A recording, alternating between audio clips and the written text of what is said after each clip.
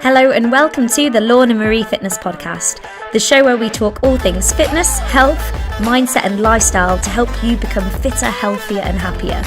I help busy people who lack time, motivation and self-belief to look and feel great again. If you want to work with me, head over to lornamariefitness.co.uk, but for now, enjoy this episode. Hello, I'm live. Squaddies, it is good to see you.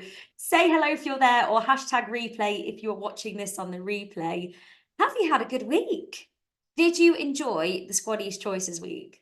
I was tuning in and seeing how many of you were getting involved, and I was so happy to see you just carrying on with the live timetable as normal. And for me, it was great because my double was taking all the classes, aka me taking all the classes on live replay.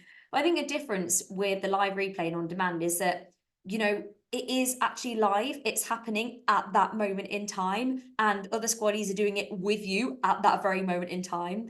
I think it was a really good way as well to do some older ones from the backlog, maybe things that you've never tried before. So I'd love to know how you found that. I got some really lovely comments from a lot of you, actually. I know even Fiona wrote in the group how great the week's been because it's made her revisit some old workouts she'd forgotten about.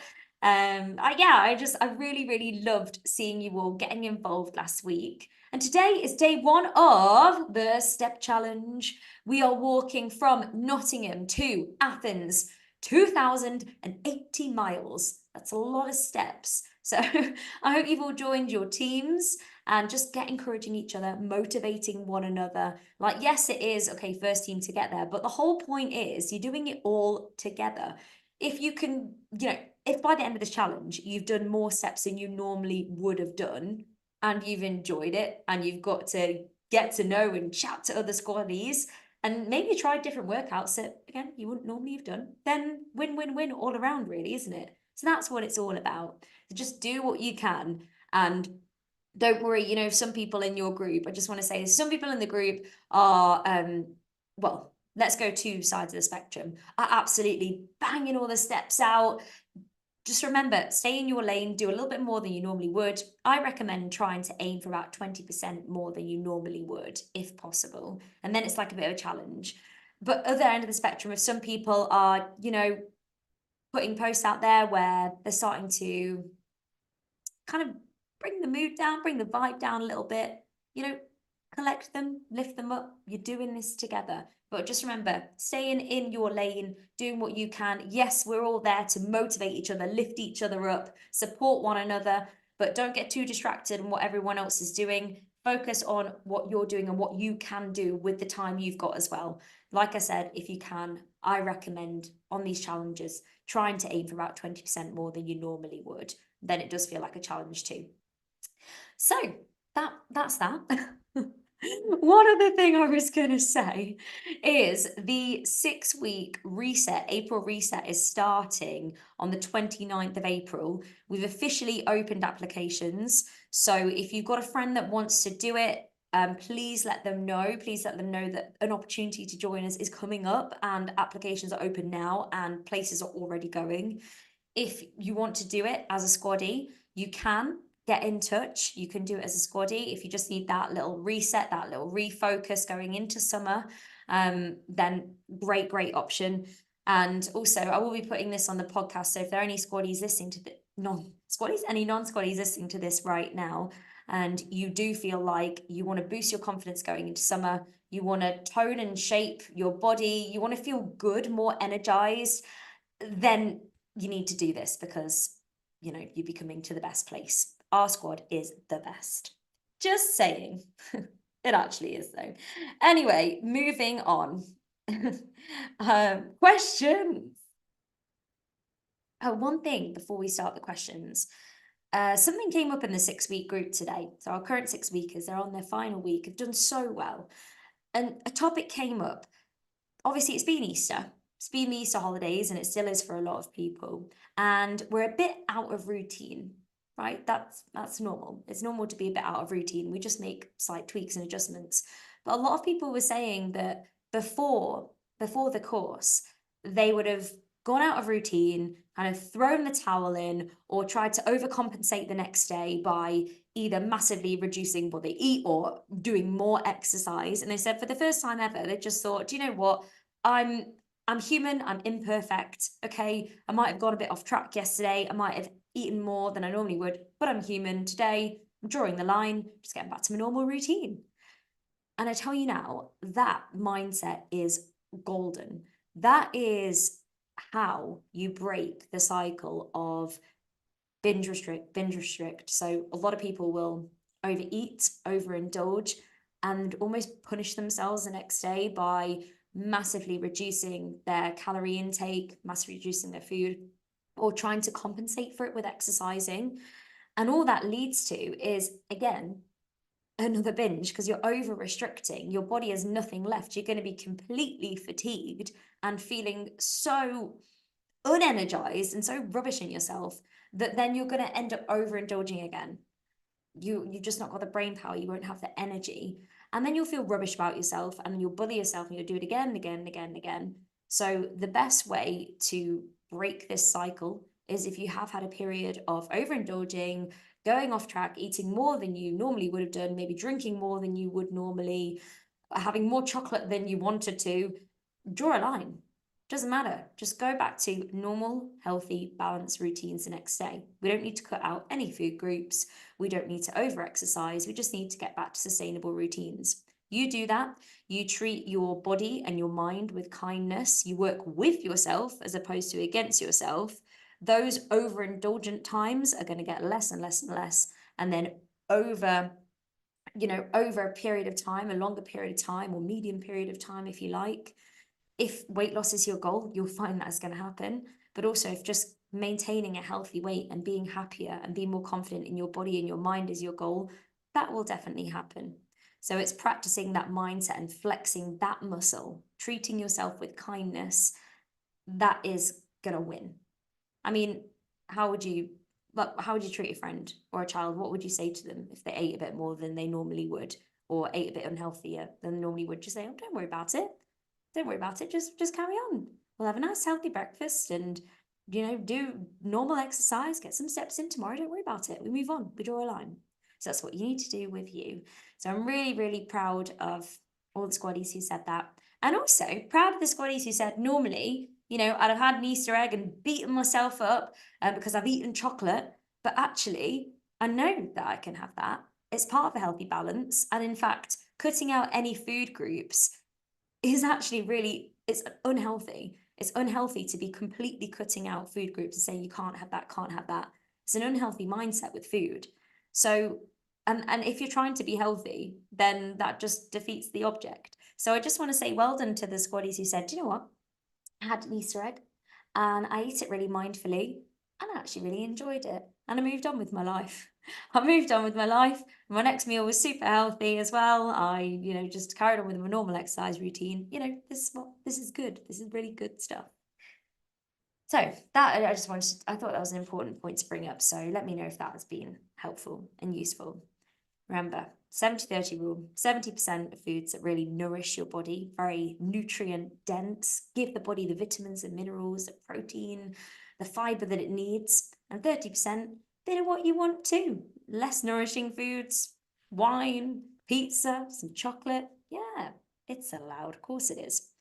Right, questions. Question number 1. Sometimes after a particularly vigorous workout, I start to feel like I'm coming down with the flu. My glands are up, I've got sore throat and aching muscles. I tend to find it only lasts an afternoon and evening, it's gone the next day. Is this a normal thing or am I doing something wrong? That is more normal than you think. It's totally normal and it is called exercise-induced immune response. And basically what happens after you've done like a really acute or vigorous workout, sometimes this is how your immune system responds. It's activated in this way. And it's due to a bit of an inflammatory response. It's the release of certain hormones like human growth hormone. So I'll break it down a little bit so you can understand it a little bit better. But I just want to say, firstly, if it's resolved that quickly, it's not a problem. It's not an issue.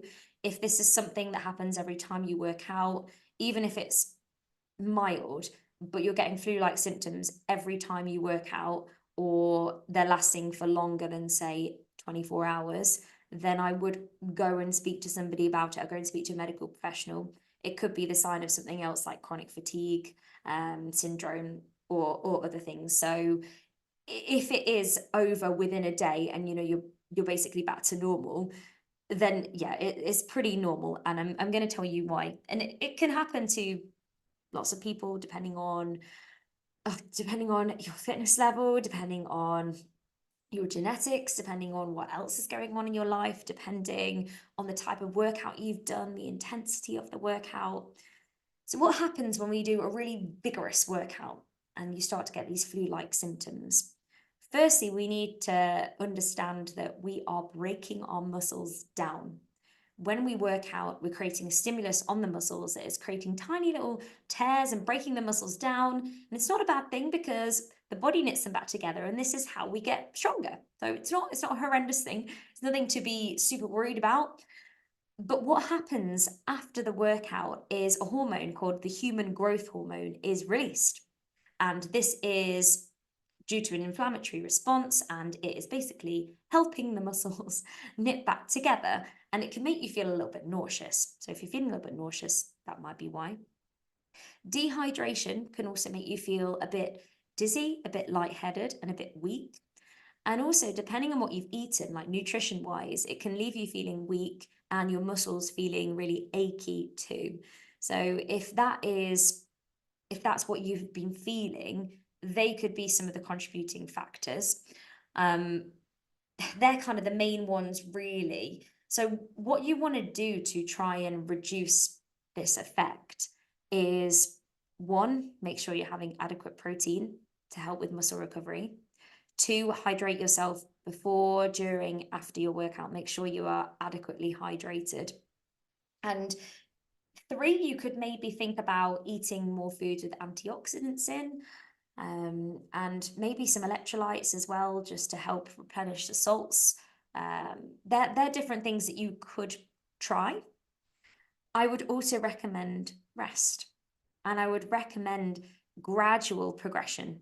So a lot of people feel this if they're just going all in on a big workout and then not really doing one for age, then going all in on a massive workout again, as opposed to just taking your time, having that gradual progression and just really mixing the workouts up in terms of intensity, duration, etc. So think about gradual progression when you're doing this and allowing your body adequate rest. So if you've done a really intense workout like that to the point where you're actually feeling flu symptoms because that's how your immune system is responding, then allow yourself some rest. Allow yourself adequate rest and recovery time for your body to recuperate. Because there might be a small window too, although the research is a bit out on this, but there might be a small window too where your immune system is actually down because your body is basically trying to recuperate after that workout. I hope that explains that though.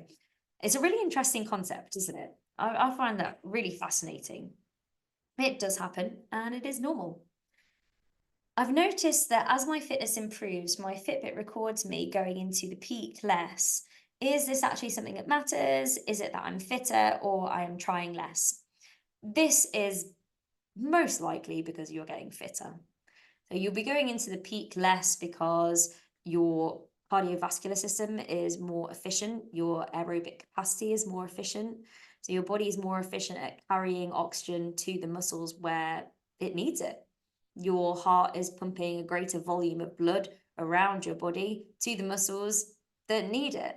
So your heart is basically getting more efficient, which is a sign of increased fitness, in sign of increased aerobic capacity, cardiovascular fitness. It is a great thing. So I really wouldn't be worried about it too much. And you might find as well that your adaptation to training is improved. Maybe the more you're working out, the better your technique. So you're able to keep it more of a constant heart rate as well. So it's really not something to be worried about, and it's something to be quite proud of because it is a very good sign that your fitness level has improved. And you'll probably also find that your heart rate returns to like its base faster as well. So you're recovering faster. So pretty good. Keep up the good work. I would like to know how important sleep stages are. I tend to average about 45 minutes deep sleep, which I've read is nowhere near enough for repairing the body and organs, etc. Okay, so it really depends on person to person. And if we break sleep down into the main stages, you've got your light sleep. You then go into a bit of a slow wave sleep or a deep sleep. And this is where your body is repairing your muscles. It is, I was talking about human growth hormone, that's when that is released and your body is literally knitting itself back together. By the way, if you hear a weird noise, like a snorting, Harvey is just at my feet and he's snoring like mad. He's been with my mum today, his AKA his grandma, and he's been running around with one of his favourite mates, a little sausage dog, and he is worn out. Okay, anyway, stage 3 is REM sleep, which is rapid eye movement sleep. And that's quite literally what your eyes are doing, like in the back of your head. And that is when your brain is repairing itself. And it is when we start to put all of our memories together. And our brain works out different patterns. And if you've learned something new in the day, it helps you remember that. And yeah, all your memories and, or maybe little problems that you've been thinking about. Have you ever heard the term where, oh, I just need to sleep on it, and the next day you kind of like worked it out? Yeah, rapid eye movement sleep. And then the other stage is wake, because it is normal to be wake, whether you're conscious of it or not, in the night. Now, the percentage, I did a bit of research today, because I didn't know the exact percentages myself of what's recommended, is 50% of your sleep in a light stage, about 23% in that slow wave deep stage where your muscles are repairing, round about 22% in the rapid eye movement stage, so when your brain is repairing itself, and about 5% in the wake. Obviously, there's going to be a bit of give and take there. So normally when you're going through these stages, it takes you about 10 minutes to go from a light wave. Oh, hey, Will. Hello. A light wave to a slow wave. Sorry, I'm being really distracted because Harvey doesn't know if he wants to go in or out. Harvey, you gonna go with Daddy? No, he's gonna stay with me. Sorry, Will. It takes about 10 minutes to go from light to a deep sleep. And then you go into that rapid eye movement sleep about 90 minutes into your sleep. And then you'll have like a bit of a wake period, and then you'll go through the cycle again. And typically you go through about 3 to 5 cycles a night. Obviously, the longer you're asleep for, the longer you're in bed for, you'll go through more cycles. But that is roughly kind of how it goes. So if you work out the amount of sleep that you're normally getting and then take that as a bit of a percentage. So in the deep sleep, if you like, so the slow wave deep where your muscles are repairing, because that was more what the question was about, yeah, repairing the body. Say if you're somebody who gets about 8 hours a night, it's going to be under 2 hours, so like an hour and 45-ish, ideally, but it depends on the person. And also, if you're relying on a watch to tell you exactly which sleep stage you're at, they're not 100% accurate. So I just wouldn't really overthink it at all. I'd just make sure you're controlling the controllables and just making sure that your sleep hygiene is as good as possible. Sleep hygiene meaning how you get yourself to sleep, how you go to bed. So you're consistently going to bed at the same time every day, getting up at the same time every day. Yes, ideally pretty much the same at weekends as well. Give or take maybe a small window. But for example, for me, I get up, go to bed at the same time every day. At the weekend, I still get up early. I probably get up maybe half an hour later than I normally would. That's not ideal. Ideally, it would be the same, but I try and keep that window as small as possible. So I'm really consistent with my wake times and going to bed times. Keep the room cool, keep it really dark. Think about when you're having your last bit of caffeine. If you are struggling with your sleep or you're struggling to get into that deep sleep, maybe think about cutting the caffeine out after lunch and seeing how you get on. I'm sure off the top of my head, the life not the half-life, the full life. Is that a phrase? The full life of caffeine is about 8 or 9 hours. Obviously, like depending on how strong your coffee is. But it's something like that anyway. You can tell me I'm wrong on that one. Might need to do my research, but I'm sure that I listened to a podcast where it said it was about that. Because I was thinking, oh, it's still very much in my system. But I think I'm just so used to it, it doesn't really affect me. Anyway, I digress. Another thing you could try to get you into more of a deep sleep is magnesium. A lot of people swear by that to get them into a deeper sleep. So just make sure, obviously, you don't need to think about all these things at the same time, but just make sure you're controlling the controllables. Another one would be don't have a massive meal before you go to bed. Try and leave about 3 hours, 4 hours between your last main meal and going to bed, if possible. But they're sort of the main things. Oh, and screen time. Cut out screen time before you go to bed. I'd advise trying just one of those things, giving it a week, see how you get on before implementing another one. So you want to know what's actually working as well. And maybe keeping a bit of a diary to track it. And also noticing it might be different at different times of the month. It might be different depending on the day that you've had, and start to notice some patterns in yourself. Next question, are sweeteners in your cup of tea healthier than sugar, or is there another alternative?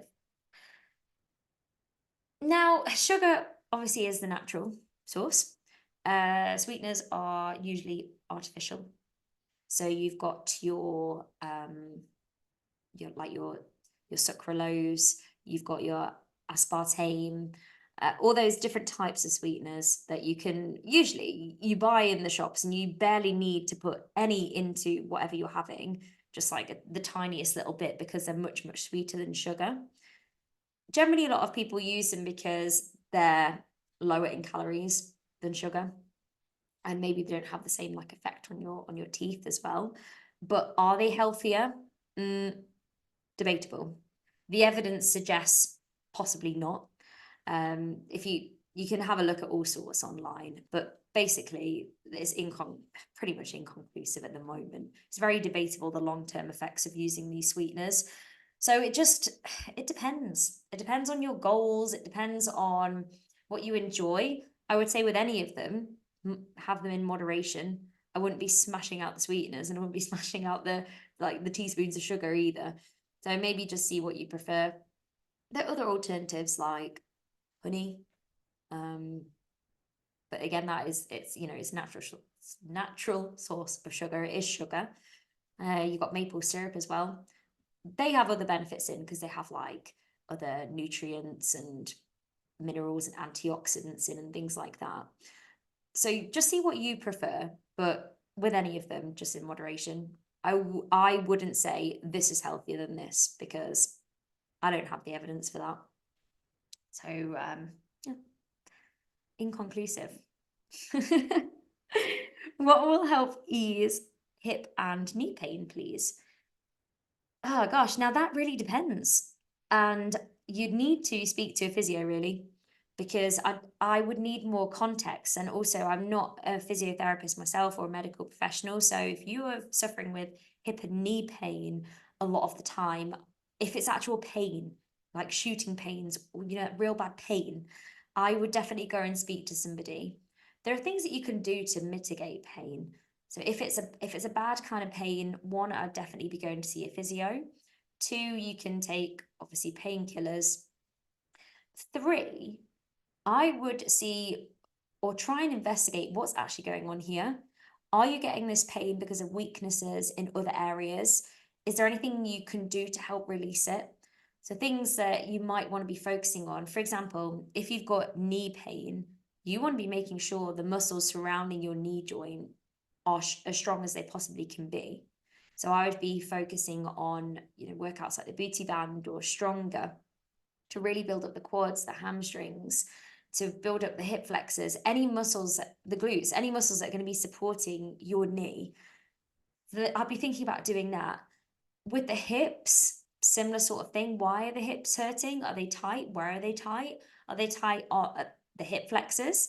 Or do they feel tight? Is it because you've got weak hip flexors and you need to work the strength in your hip flexors? Or is it just because they are ridiculously tight and you've got weak back muscles and maybe you need to work your back muscles. Do you see what I mean? There's so many different variables here.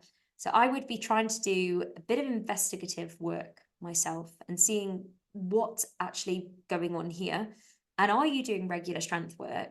And are you doing regular mobility work? Because if you're just doing one, say if all you're doing is strength work and you're not doing anything to try and release your muscles, and you are going to build up tightness. If you aren't doing any strength work and all you're doing is just mobility, say, okay, not mobility, flexibility, for example, then maybe your muscles aren't as strong as they could be, and you might need to work on strengthening your muscles. So as always, I would just go for a real good variety of workouts, but definitely do go and see someone, and I would really be thinking about the types of workouts that you're doing and what you can do to change this to try and support your body. I think one of the worst things you can do is if you're having like regular sort of pain in the hip and the knee, bearing in mind, I'm not talking about if it's like an overuse thing, like you might actually need rest. You might need more rest and you might need to do like more low impact. But I do think that one of the worst things you can do is just like not do anything. I think sometimes we really need to be helping release, if that's just real gentle light mobility. I do think that if we don't do anything, it can really aggravate these things and just make you seize up, depending on what it is. Obviously, like I said, I'm not a physiotherapist, but I have never heard of anyone getting better by bed rest or complete bed rest unless they've just literally had an operation or something. It's always encouraged to start light movement to help release pain, depending on what it is. Anyway, I hope this has been useful tonight, and thank you so much to everyone who's joined me. It doesn't let me see if anyone's commented on the live, so I'm just gonna refresh and see if anyone has commented on the live. Just refresh. Oh, Joe likes your video. Thanks, Joe. So gang, it's great to be back. It's great to be back on the live classes. I will see you tomorrow at 6:30 or 9:30, or I'll see you on the live replay at 5:30 or 6, or I'll see you on demand. Work out where you want, when you want. Remember, it's your workout, your way. As always, just make it fit around you and your lifestyle, even if your routine is a little bit different in the school holidays. Anyway, gang, I will see you soon. Get a step in if you're on the step challenge. Get in touch with me if you are wanting to do the 6-week reset, or you've got a friend who wants to do the 6-week reset. We'd love to help. We'd love to help where we can. And I will see you very soon. I'll see you shortly. Bye, everyone.